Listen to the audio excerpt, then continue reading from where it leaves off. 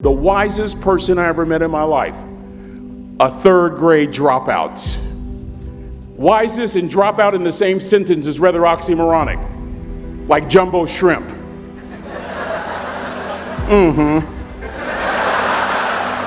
And it's not oxymoronic for me to say third grade and dropout.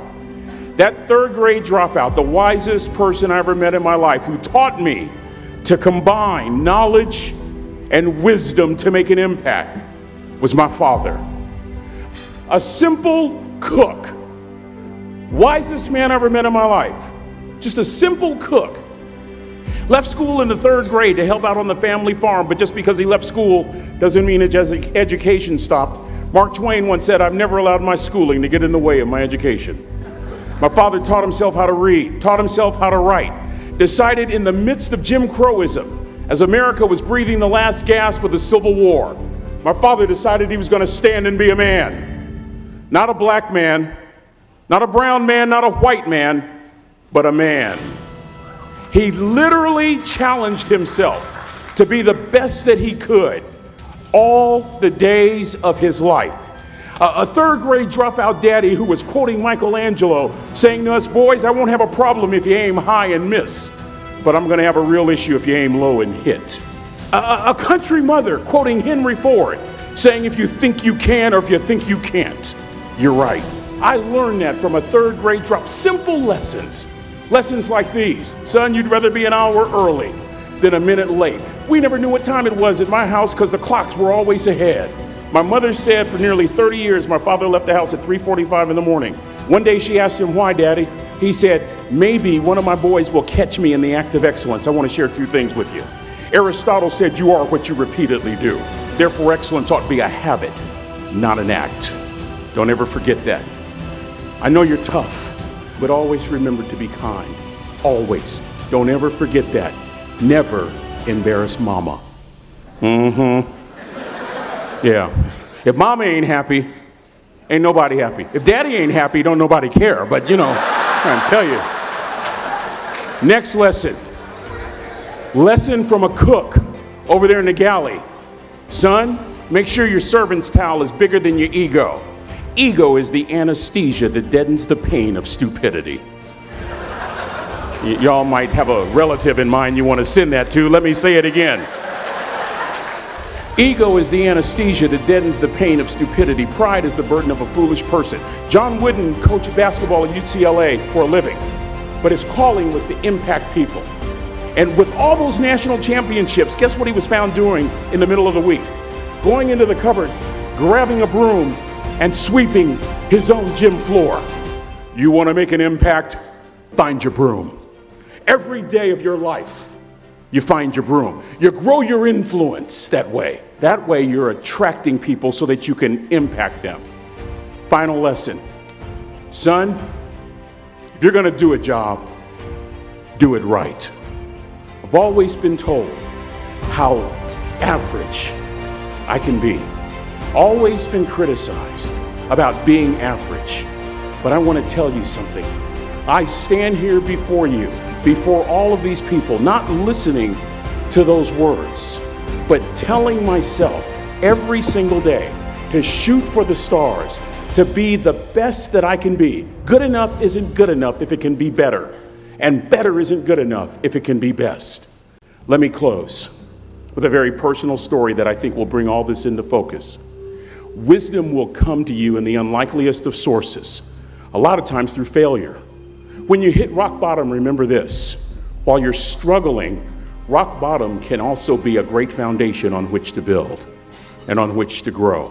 I'm not worried that you'll be successful.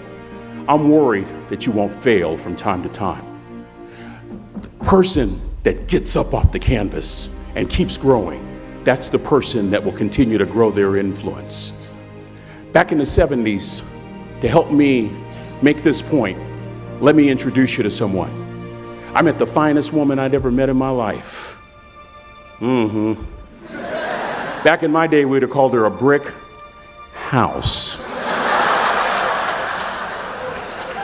This woman was the finest woman I'd ever seen in my life. There's just one little problem. Back then, ladies didn't like big old linemen. The Blind Side hadn't come out yet.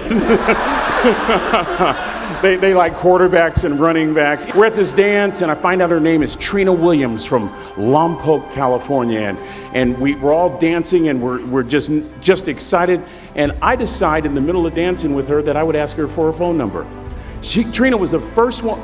Trina was the only woman in college who gave me her real telephone number. The next day, we walked to Baskin & Robbins ice cream parlor. My friends couldn't believe it. This has been 40 years ago, and my friends still can't believe it. We go on a second date, and a third date, and a fourth date. We drive from Chico to Vallejo so that she could meet my parents. My father meets her. My daddy, my hero, he meets her, pulls me to the side and says, "Is she psycho?" But anyway, we go together for a year, 2 years, 3 years, 4 years. By now, Trina's a senior in college. I'm still a freshman, but I'm working some things out. I'm so glad I graduated in 4 terms. Nixon, Ford, Carter, Reagan. So now it's time to propose. So I talk to her girlfriends, and it's California, it's in the 70s, so it has to be outside.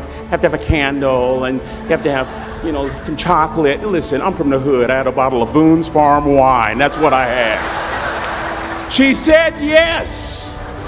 That was the key. I married the most beautiful woman I'd ever seen in my life. Y'all ever been to a wedding, and even before the wedding starts, you hear this? How in the world? And it was coming from my side of the family.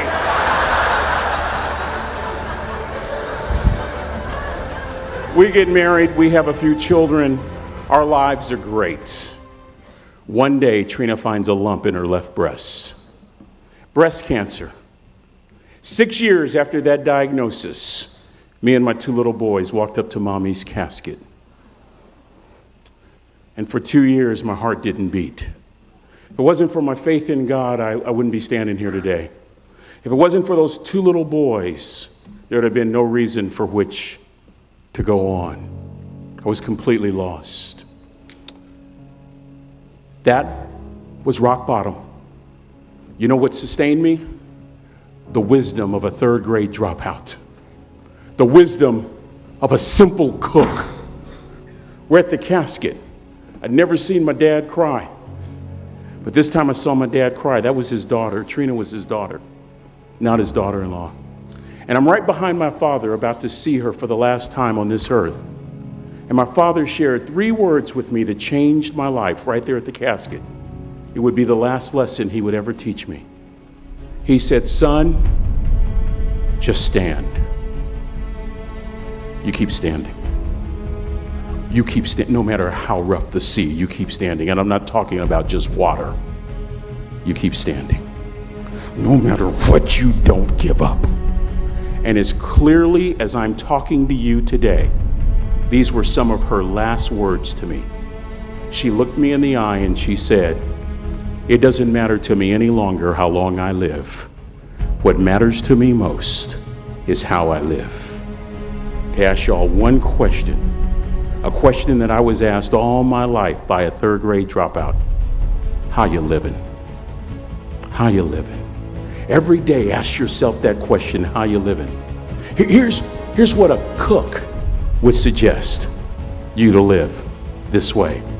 That you would not judge, that you would show up early, that you'd be kind, that you'd make sure that that servant's towel is huge and used, that if you're gonna do something, you do it the right way. That cook would tell you this, that it's never wrong to do the right thing, that how you do anything is how you do everything. And in that way, you will grow your influence to make an impact. In that way, you will honor all those who have gone before you, who have invested in you. It is with great honor that I say all your life, look in those unlikeliest places for wisdom. Enhance your life every day by seeking that wisdom and asking yourself every night, how am I living? May God richly bless y'all. Thank you for having me here.